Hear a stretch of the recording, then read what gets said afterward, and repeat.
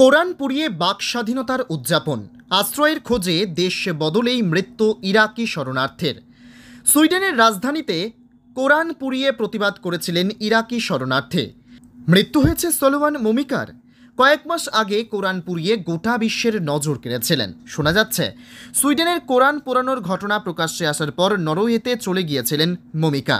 সেখানেই তার মৃত্যু হয়েছে বলে খবর ছড়িয়েছে। 2023 সালে ঈদের দিন সুইডেনের রাজধানী স্টকহোমে কোরআন পুড়িয়ে প্রতিবাদ দেখান বছর 37-এর ইরাকি শরণার্থী সালোয়ান মমিকা। শহরটির সবথেকে বড় মসজিদের সামনে ধর্মগ্রন্থটিকে কুচি কুচি করে ছিঁড়ে ফেলেন তিনি। খণ্ডিত পৃষ্ঠাগুলিকে পা দিয়ে মারিয়েও দেন তিনি। পরে জানা যায় এই কাজে অনুমতি দিয়েছিল সুইডেন প্রশাসন।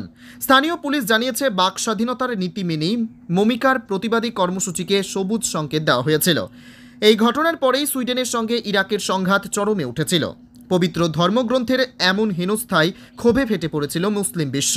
ইরাকের রাজধানী বাগদাদে অবস্থিত সুইডেনের দূতাবাসে আগুন ধরিয়ে দিয়েছিল বিক্ষোভকারীরা। তারপরেই সুইডেনের রাষ্ট্রদূতকে বহিষ্কার করে ইরাক। সেই সিদ্ধান্তে সমর্থন জানিয়েছিল ইরান, তুরস্ক, কাতার, সৌদি আরবের মতো দেশগুলো। সুইডেনের সঙ্গে কূটনৈতিক সম্পর্ক ছিন্ন করতে পারে তারাও, এমন সম্ভাবনাও তৈরি হয়েছিল। এহেন পরিস্থিতিতে মমিকাকে আর নিজেদের দেশে আশ্রয় দিতে চায়নি সুইডেন।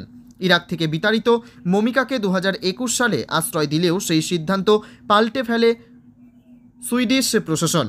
ফলে নরওয়েতে চলে যান বাক স্বাধীনতার পক্ষে সুর চড়ানো মমিকা। গত 27 মার্চ তিনি সোশ্যাল মিডিয়ায় জানান নরওয়েতেই নিরাপদে রয়েছেন। তার কয়েকদিনের মধ্যেই মমিকার মৃত্যুর খবর ছড়ায়। নরওয়ের স্থানীয় একটি রেডিও চ্যানেল এই খবর প্রকাশ করে, কিন্তু এখনও সরকারিভাবে মৃত্যুর খবর জানায়নি প্রশাসন।